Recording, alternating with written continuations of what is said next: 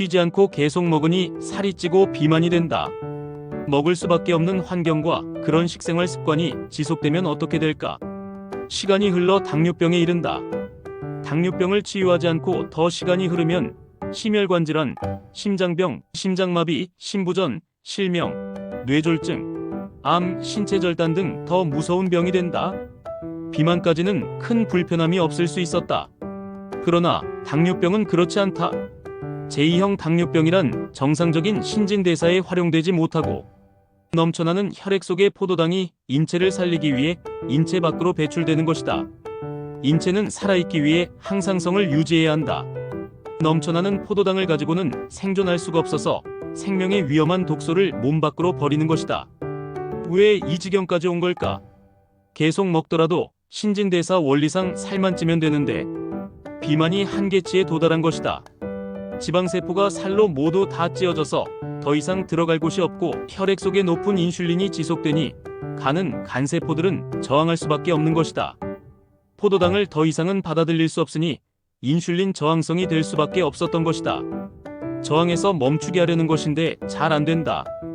그런데 지방간이 되고 인슐린 저항성이 지속되면 혈액의 인슐린 수치가 높은 레벨의 고인슐린혈증이 되고 만다.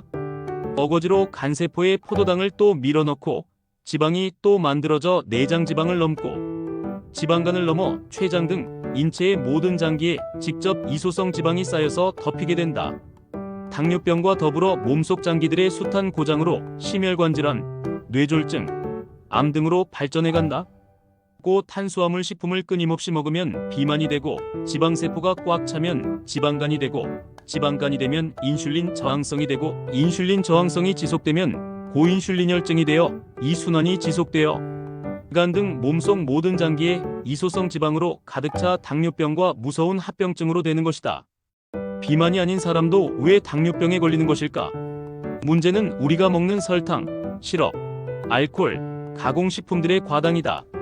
설탕과 알코올에는 포도당과 과당이 반반 들어있다. 포도당은 간뿐만 아니라 몸속 모든 장기들에서 신진대사를 하는데 과당은 대사를 간에서만 한다. 설탕, 알코올은 먹고 마시는 모두가 간으로 가서 빠르게 지방간으로 만들어버린다. 그래서 뚱뚱하지 않은 사람도 지방간이 되고 설탕, 알코올, 가공식품을 지속 많이 먹게 되면 당뇨병이 걸린다. 그래서 특히 과당은 먹지 말아야 한다. 그러면 어떻게 하면 당뇨병을 치유할 수 있을까? 간에 지방이 과하게 차면 간은 더 이상 포도당을 받아들이지 못해 인슐린 저항성이 생기고 시간이 흘러 고인슐린혈증이 된다.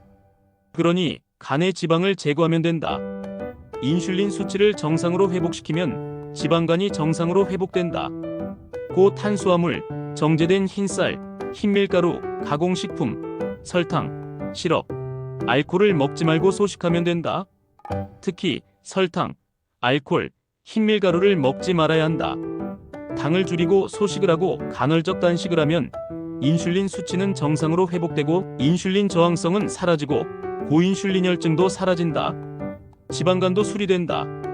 인체는 항상성, 자연생명력, 자연치유력을 유지하려고 하는 것이 본능이다.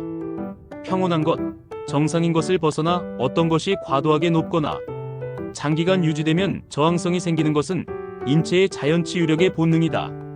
인체는 갓 태어난 배불룩 아기처럼 살아 숨쉬는 것이 가장 자연스러운 자연생명력 그 자체이다.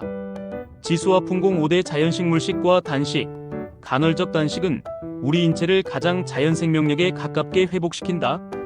이것을 하루 생체 리듬에 맞추어 꼭 실천하자. 결심하자. 오늘 하루 꼭 실천하고 내일은 또 오늘 하루 꼭 실천하고 이렇게 하루하루 꼭 실천하면 우리 몸의 자연생명력이 되살아나 당뇨병은 반드시 치유된다.